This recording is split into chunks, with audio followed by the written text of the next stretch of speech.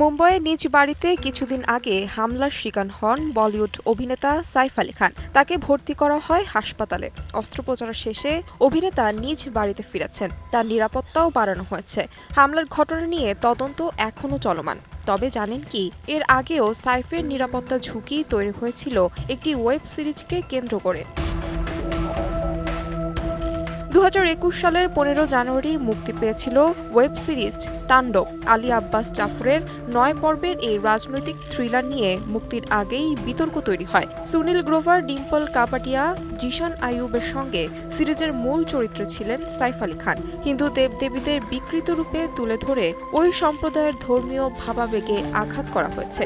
এই অভিযোগে তাণ্ডব ওয়েব সিরিজের নির্মাতা ও অভিনেতাদের বিরুদ্ধে শুরু হয়েছিল তুমুল বিতর্ক।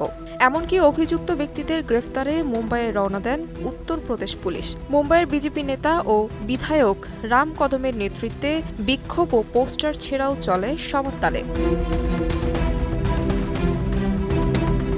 অ্যামাজন প্রাইমের দপ্তরে টানা 6 ঘণ্টা ধরে বৈঠক করেন রাম কদম। তারপর তিনি বলেছিলেন, আমাদের চাপ এতটাই প্রবল ছিল যে টিম তাণ্ডব অবশেষে দেশের কাছে মাথা নুইয়ে ক্ষমা চাইতে বাধ্য হয়েছে। তবে আমরা এতেও সন্তুষ্ট নই।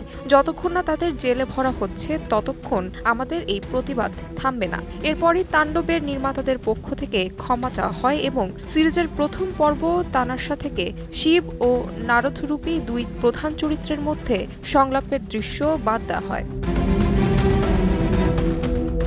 তখনকার পরিস্থিতি নিয়ে প্রচণ্ড চাপে ছিলেন সাইফ আলী খান। তার ক্যারিয়ার শেষ হয়ে যায় কিনা সে শঙ্কাও তৈরি হয়েছিল তার মধ্যে।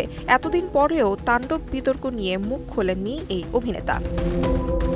তাহমিনা তন্নি, সময় সংবাদ।